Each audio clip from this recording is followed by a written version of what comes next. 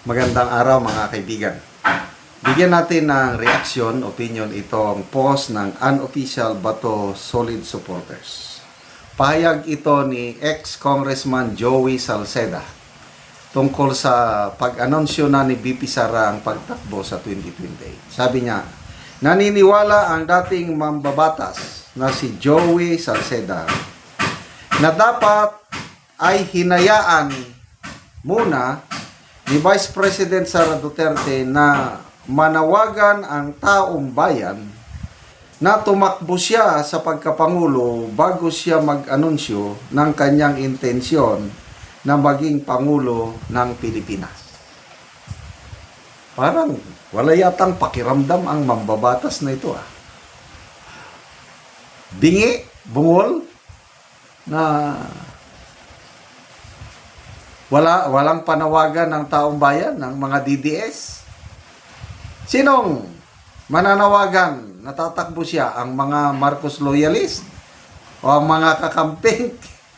Ang mga DDS matagal nang nananawagan, natatakbo siya, Mr. Ex-Congressman. Ba't mo sabihin, hinintay munang manawagan? I think I would have wanted that there should be a claymore for her. Let the people proclaim you. Wika ni Salceda. Sinong people nga ang pinagsasabi ninyo, Mr. Salceda? In fairness ito, magaling na economist ito, ano? Kaya lang, wala, talo siya sa distrito niya. Sino bang nakatalo sa kanya?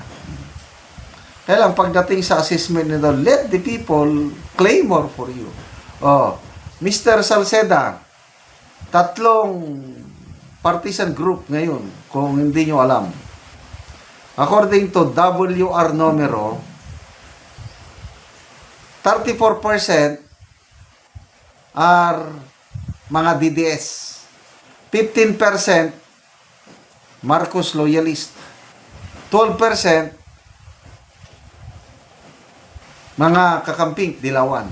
And yung remaining 39%, neutral, observer lang muna yon or undecided. Kaming mga DDS, yung 34%, which is a considerable 1/3 of all voters. Matagal na po kaming nananawagan, matagal na kaming nagdarasal na sana tatakbo ang aming minamahal na BP Inday Sara dahil siya lang ang pag-asa ng bansang ito. Ano po yung sinasabi nyo nga? Let the people claymore first. We are claymoring for her, Mr. Salceda, yung 34%. Sinong hintayin mo? Yung 39? Yung 39, nakikiramdam yan. Yung Marcos loyalist and kakamping, ayaw nilang tatakbo si BP Sara. Ganon lang yun. Sa isang panayam, tinawag din ni Salceda na ill-advised move ang ginawang pag-anunsyo ni Duterte, lalo na't 2 taon pa ang nalalabi bago matapos ang termino ni Pangulong Ferdinand Bongbong Marcos Jr. Sa isang interview, 1 year, 10 months na lang ang termino ni Pangulo dahil may campaign period na o sandali na lang siya maging presidente. 1 year, 10 months na lang. Hanggang June 2028, si Marcos pa rin ang presidente. Sabi niya, I once worked with her, Duterte, pero this time around, I think it is hindi overacting magsabi na it is an ill-advised move. I think it is a misguided gamble. Anyway, opinion ito ni ex-Congressman Salceda. First time kong makarinig ng politiko na sinasabing ill-advised o hindi maganda. Pati nga si Secretary Junvic Rimulya, believe ako sa taong ito, no? Ano siya?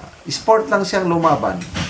Kasi isa siya sa kandidato na pwedeng tatakbo kalaban ni BP Sara. Sabi niya, it's a wise decision wise strategy, sabi ni John Vic Rimulya. And halos lahat nagsasabi. Si Mr. Alan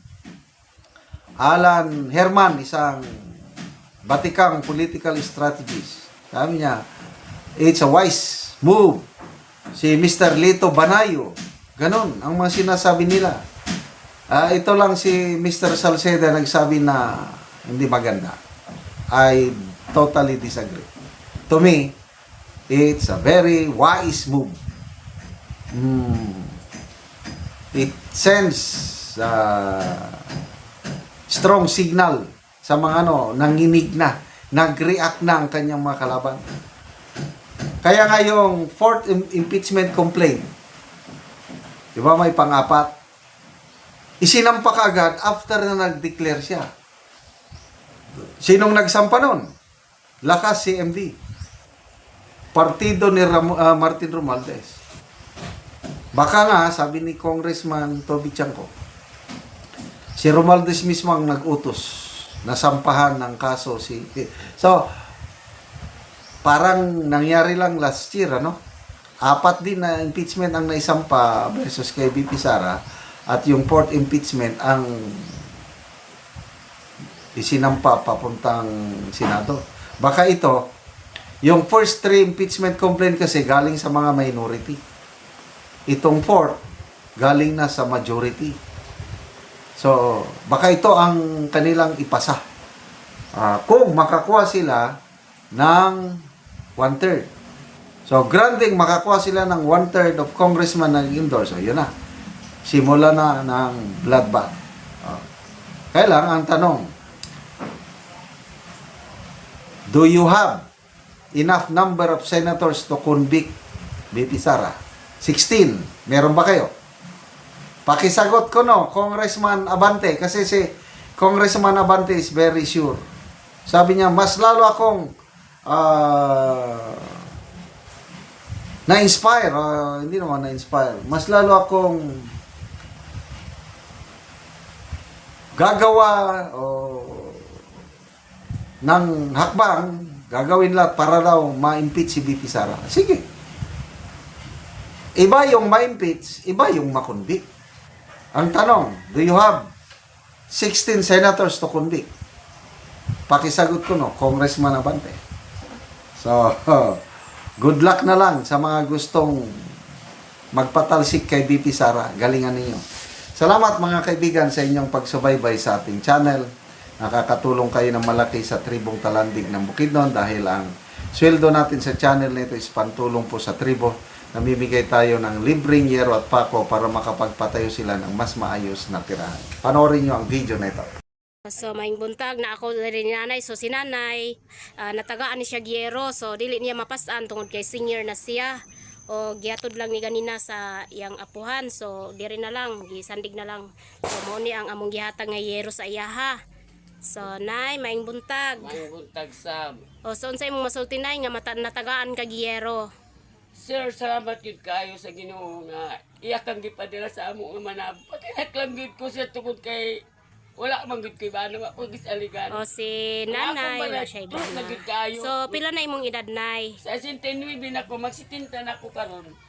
So senior si nanay, sumuna iyang balay. So gipasan lang nga kanina siyang apuhan. So atong sudlon kung unsa ang kahimtang ni nanay. Nay, natagaan na gid ka gyero, mapulihan na gid ang imong balay nay. Kuya na ni siya kining daan ako gyapon ning gamiton ibutang nako dito bago sa gato. So si nanay mo ni ang balay ni nanay. So tuluan na gid kaayo, so luoy na gid kaayo so na ay mga kuan na ay So mga si na nanay ay mga dugay na gid kaayo si nanay nga pagkabalo niya. So siya na lang gyud ang nagapuyo diya siyang balay. So diri sa sulod ni nanay, so kung muulan gikuan na lang na siya o kuan ba para salod sa ulan. So mo nang kahimtan ni nanay, so isa ra si nanay nga nagpuyo sa iyang balay kay balo na siya. So nay, pila na ni katuig ang imong balay nay nga o pila na pud katuig nga nabalo ka?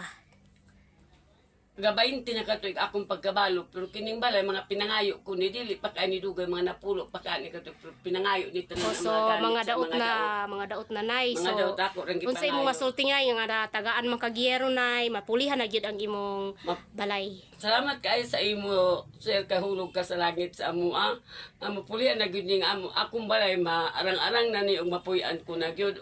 Sige Akong nay. iampo sa Ginoo nga unta siya ang mugiyag mag-ubang permanente kani minat unta ipadala. So na kay niya anak sa- an nanay, Ha? na kay anak. Na ano sila pangabuhian. So si Na nanay. ako eskwela isa, mo nang galisod kay ko kay na ako eskwela graduating. Sige o nay, college. salamat pud kayo nay. Merry Christmas. Salamat sad kaayo hinaut untang Ginoo nga mag-uban kaninyo aron daghan pagid mapanabangan ninyo parehas sa ako.